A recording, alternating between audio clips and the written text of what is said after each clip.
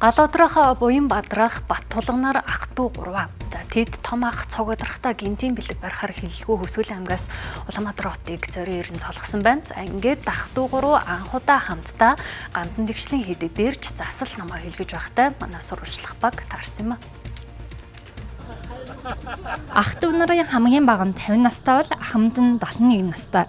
Том ах цог одрох нь насаараа онцгой байдлын албанд ажиллаж, оны өмнө Цэргийн гавьяаны Улаан дүүгийн одон хүрсэн байна. Гэвч дүүнер нь ирж амжихгүй байсаар цагаан сарыг тохиолдуулан ахтаа хэлэлгүй ирж гинтийн бэлэг барьжээ. Энэ санааг дундах гал одрох нь гаргасан байна. Цэргийн гавьяаны одоо авсанд нь хөнтгөлжүүлээд байгаар сүфри зөрөөд ахтаа ирж золдохчоод тэг гандаг ороод ном заслаа хэлгээл явж энэ. Хэлэхгүйгийн түрээд ирсэн гэсэн үг үү? Тий, гítл. За ах нь яав хэр баярлаж хүлээж баярлсан.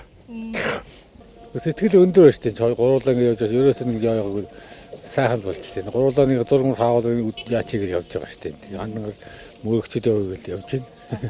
Сайхан байлгүй яхаа хоёр хатгаас ингээд нэг бүх юм сонсоод ингээд юм хараад явж байгаа сайхан санагдчихна.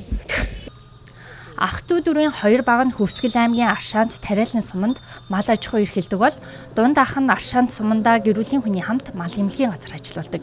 Тэд тэр бүр хотод ирээд байж чаддгүй харин ирсэн үедээ заавал ахтайгаа уулзаж Гандан тэгчлэн хийдээр орж засал номоо хийлгэж жанараас бурхандаа залбирдаг байна. Гэвч хамтдаа Гандан тэгчлэн хийд орох нь байтугай гадуур явж байсан тохиолдол нас бит хүрсэн цагаас хойш ховор гисэн юм.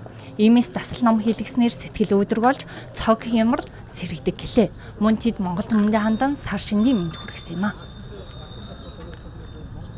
За энэ зөв хүн байхыг л их хэлж ярьдаг та.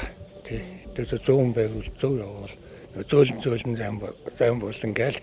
Монголчуудад одоо энэ гал морон жилдээ тэгээд үлдээдээ сайн өөдрийн сайн морон жил бол өксөөр гэдэг сайхан өксөөр гэдэг монголчуудад гал морон жилдээ монголчуудад эрүүлийн хаажил хамгийн сайн сайхан өксөөр цал хямртай сайн сайхан магасаа гэж хэлсэн юм. Монголчууд